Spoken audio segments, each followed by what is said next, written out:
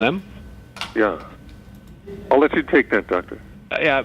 Yeah, they benefit from a caregiver and a support, and Kareem's got a great story of how the support of his family and his community really helped him. But you're not required to have a caregiver, certainly, but having supports is very important.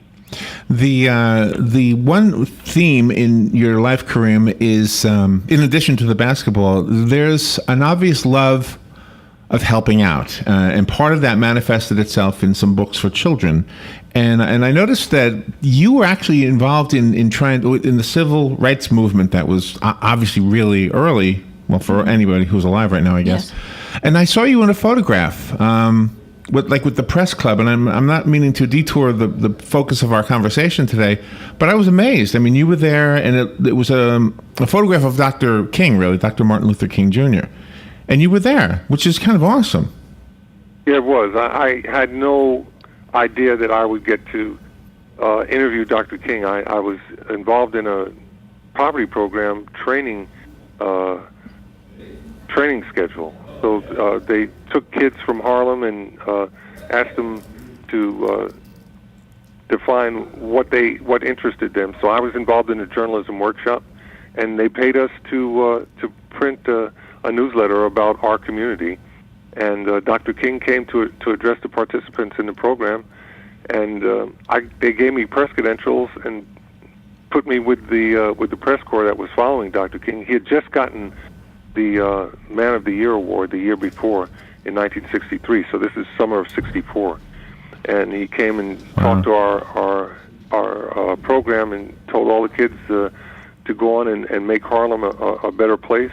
He knew that the program would be a success because we were already thinking about it. And for me to be there with all the press guys, it just blew my mind and gave me an idea of what I wanted to do with my life. Harlem was a hotspot for music when I was a kid. Yeah. And my dad wouldn't let me there, so I just so you know, I wanted to go, but I don't know why. I guess there was that whole issue back then. But come up to the Apollo and seen some of the shows at the Apollo. Oh, I know. So you were just a little bit older than us, but I would have if I could have. Yeah, I was too young for that. Anyway, tell me. So the event tonight. Is it tonight? Yeah, tonight at the Barclays Center at the Hawks Nets game. We'll be playing Skyhook Challenge. Okay, and that's one of your and that is your signature shot, right? The Skyhook. The Skyhook, yeah. Yeah, that is so cool. So you need to go to text KAJ, and what was the number again? You text KAJ to 7264 at halftime. Okay, is that your height, 7'2"? Yeah, that is my height, 7'2". But I don't know if they got that on there purposely. Well, I'm just trying to think of a way to remember it. It's your initials. It's my initial, KJ, and then you go to 72645, and you'll be able to. They'll give you that information at the game. If you're not at the game and you still want to do the Skyhook Challenge, you can go to CMLSkyhookChallenge.com, and you can play the game there anytime. And Oh, really? Okay, this sounds like a lot of fun. We have Robin and I are really not sports people, but we have a sports show in the afternoon. Those guys are going to eat this up. Yeah. They'll be on there. They'll be on there. Yeah.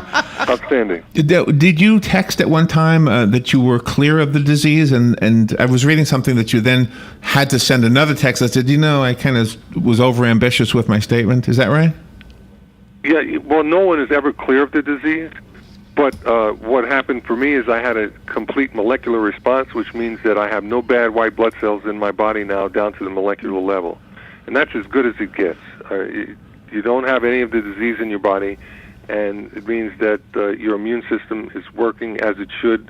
The bad white blood cells are gone, and you're functioning perfectly well on that level, and that's what you want to maintain. We want to try to maintain that. So I will keep taking my meds and keep getting my blood checked and keep checking with my medical team to make sure I'm on track. Can this be inherited? It's not an inherited disease.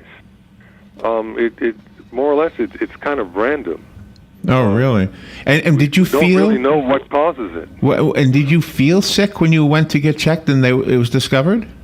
Well, I had symptoms. Okay, so I had night sweats for like good 5 or 6 months before I finally got up the gumption to mention it to my doctor. And he said, "Hey, man, get your butt in here. We're going to do some blood work and see what's going on." But the night sweats were like I'd wake up at 2 or 3 in the morning, soaking wet, and I didn't understand it. I thought, "Hey, I'm getting older. That's what it is. I'm getting older." Right. Sounds like menopause in women. Hey, and I definitely was not a menopause candidate. So what is going on? So right now, if somebody, do you feel okay now, though? Right? No, I feel great now. So the I'm medicine able to do everything. I can do all the things I wanted to do, and I have been doing all my life. I can still do them. So the medicine keeps it at bay, right? As far as that goes. What happens is that you have 2 sites on your genome. They switch places. So 9 and 22 break off and attach across to where they're supposed to be. 9 attaches to 22, 22 attaches to 9, and that creates an enzyme that causes you to make bad white blood cells.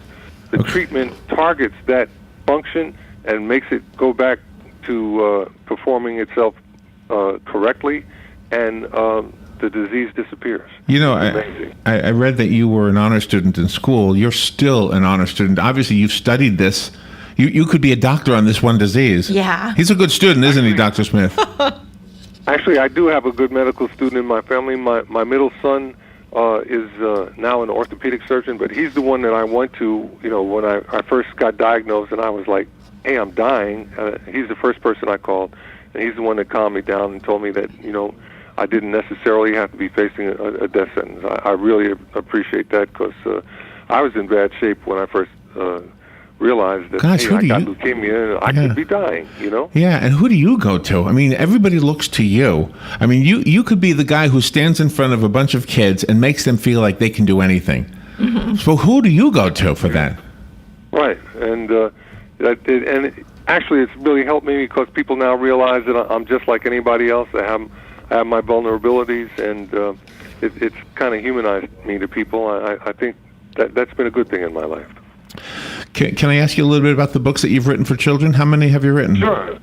I've written 2 right now, and I got a third series coming along. But the first one, the first one that I really liked is called "What Color Is My World?" It's about black inventors, and it just gives kids an idea that that science and math and technology are things that they can master and do wonderful things with. The other one that you wrote is Sasquatch something, right?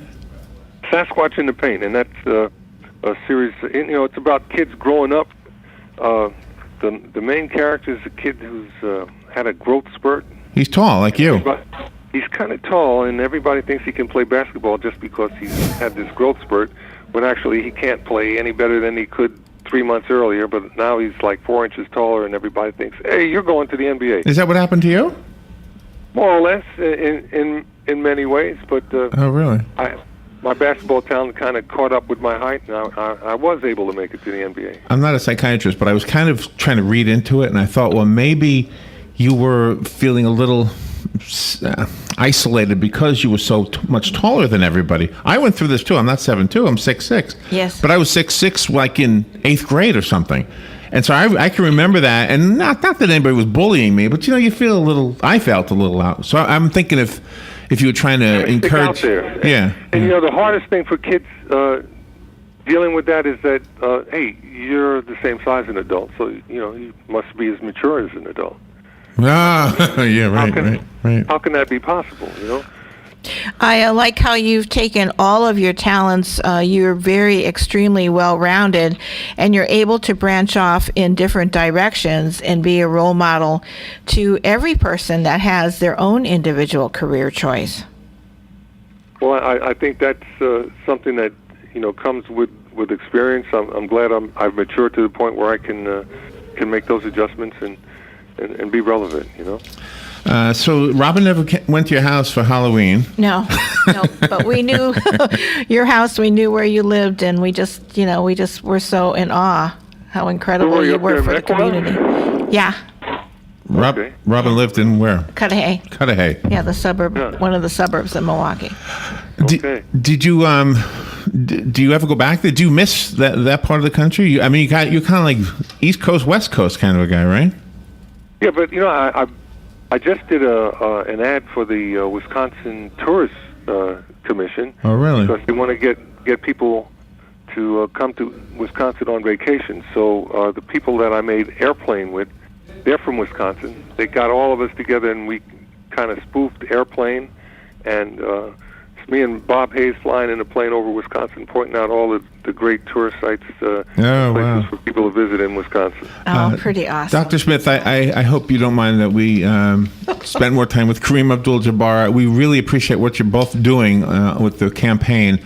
And thank you both for coming on the air. We will post the information you gave us on our Facebook site so everybody can participate that wants to participate. Thank you for being on the air. It's an honor to say we've spoken to you, and good luck in everything you're doing.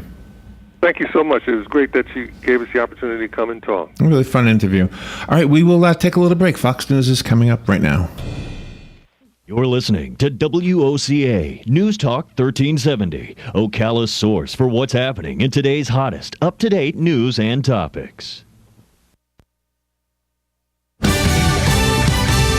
Fox News Radio, I'm Lillian Wu. 5 high school students and 3 chaperones among the 10 killed in a crash in Northern California. They were heading north here on Interstate 5 to visit Humboldt State University in Arcata, about 4 hours north of here, when a FedEx truck heading southbound crossed the grass median and slammed head-on into the bus, causing both vehicles to explode into flames. Fox's Claudia Cowan on the scene. A court appearance for the man authorities say triggered the deadly crash into a Florida daycare center. A judge in Orlando says Robert Alex Corchado